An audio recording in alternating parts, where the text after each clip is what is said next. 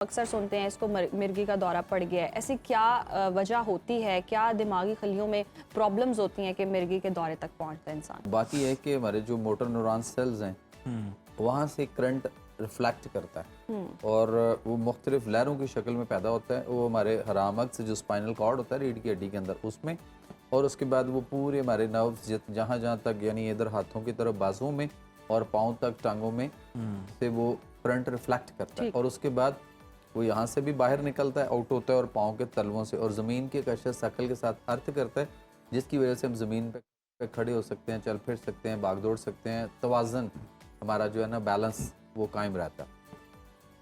उसमें जब भी कोई प्रॉब्लम होती है, और इसकी बहुत बड़ी वजह जो हमारे यहाँ इस वक्त बड़ी स्पीड अप हो चुकी हुई है वो है एसिडिटी, तेज़ाबियत। इसका इफेक्ट वहाँ पे जब होता है तो इसी की वजह से पार्किंसन हो रहा है, राशा जिसको कहते थे, इसी की वजह से हमारे यहाँ ये इम्बैलेंसमेंट जो होती है वहाँ पे, जिसकी वजह से मिर्गी के दौरे भी आ सकते हैं।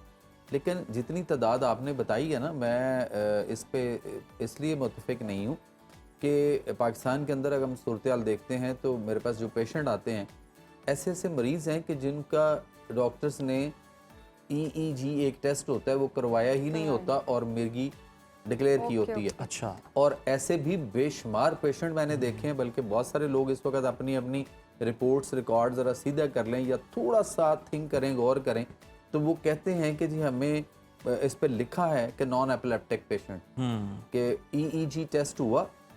बल्कि पिछले दिनों एक केस मेरे पास आया इस्लामाबाद से, एक बिजनेसमैन है, उनके लाहौर, इस्लामाबाद और कराची 3 जगहों पे उनका बड़ा अच्छा बिजनेस है और वो बाई एयर ये सारा ऐसे ऐसे तीनों शहरों में ऐसे घूमते हैं। वो उन्होंने कुछ 2-3 टेस्ट इस्लामाबाद से हुए, 1-2 लाहौर से हुए, 2-3 कराची से हुए, और सारे टेस्टों में किसी भी जगह पे उन्होंने वो एपिलेप्टिक डिक्लेयर ही नहीं किया था। उसके बावजूद जो है वो उनको एपीवाल खिलाई जाती है अंधाधुंध। तो मैंने उनसे पूछा कि सर आप तो पढ़े लिखे हैं, लिखा भी है? कहते हैं लिखा है, लेकिन मेरा डॉक्टर कहता है कि नहीं जी, फिर भी एक ऐसी किस्म होती है जो इसमें आती ही नहीं है। अच्छा। और हमें फिर भी दवाई यही देनी है। भाई हर मुंह से झाग निकलने का मतलब दौरा नहीं होता। अच्छा। फिट्स आने का मतलब दौरा नहीं या मिर्गी का दौरा ही नहीं होता। हमारे यहाँ हिस्टेरिकल प्रॉब्लम बहुत हैं, लड़कियों के यहाँ लड़कियों में ज़्यादा होता है।